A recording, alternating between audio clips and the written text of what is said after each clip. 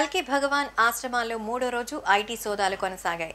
2 రోజులుగా జరిగిన ఐటీ సోదాల్లో 33 కోట్ల విలువైన నగదు దొరికిందని, ఇందులో 9 కోట్ల విదేశీ కరెన్సీ ఉందని అధికారులు తేల్చారు. 3 రోజులుగా మొత్తం దాడుల్లో 500 కోట్ల అక్రమ ఆస్తులు, 5 కోట్ల విలువైన డైమండ్లు లభించినట్టు సమాచారం.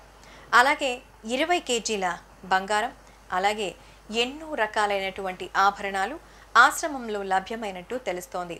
ఇక వెంటి ఎంత ఉంది అనేది కొలిచే వాళ్ళకి ఓపికొండాలి అంటున్నారు. భగవాన్గా పిలుచుకునే విజయ్ కుమార్, అదే కల్కి, పెద్ద సంఖ్యలో ఆస్తులని కూడబెట్టారనేటువంటి ఆరోపణల నేపథ్యంలోనే ఐటీ శాఖ దేశవ్యాప్తంగా ఉన్న కల్కి ఆశ్రమాలు, కార్యాలయాలు, వ్యాపార సంస్థల్లో 3 రోజులుగా దాడులు చేస్తోంది. మరి ఈ సోదాలో చెన్నై కార్యాలయాల్లో చేసినటువంటి అధికారులు పలు కీలక పత్రాలు కూడా స్వాధీనం చేసుకున్నారు. కల్కి ఆశ్రమానికి చెందిన నిధులతో లాస్ ఏజెన్స్లో కంపెనీ కూడా నడుపుతున్నారట. అలాగే తమిళనాడు, ఆఫ్రికా దేశాల్లో విపరీతమైన భూములపై భారీగా పెట్టుబడులు కూడా పెట్టారని ఐటీ శాఖ గుర్తించినట్టు తెలుస్తోంది.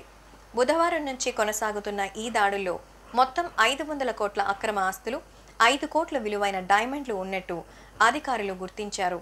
ఒక భక్తుడికి అయితే పర్లేదు, కానీ ఇక్కడ భగవంతుడే తన దగ్గర ఇన్ని నిధి నిక్షేపాలు పెట్టుకున్నారంటే ఎవరి డబ్బులు? సాధారణంగా భగవంతుడు భక్తులకి ఇస్తారు, కానీ ఇక్కడ భక్తులే భగవంతునికి కానుకలు ఇస్తారు. అది దైవాంశ సంపూతుడిగా చెప్పుకునే కల్కి అవతారానికి.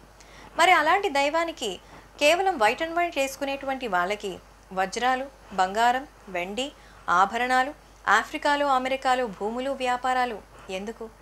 ఇకనైనా బాబాలని, ఇటువంటి వారిని నమ్మటం మానండి. ఎందుకంటే ఆలోచించకుండా చేసే అప్రయత్న కార్యాల వలనే ఇలాంటి దొంగ బాబాలు ఎంతమందో పుట్టుకొస్తారు. వాళ్ళు వీక్నెస్తో ఆడుకుంటారు. మనం అంత మైండ్ స్టెబిలిటీ లేకుండా పోతే ఎలా చెప్పండి? So be aware of this.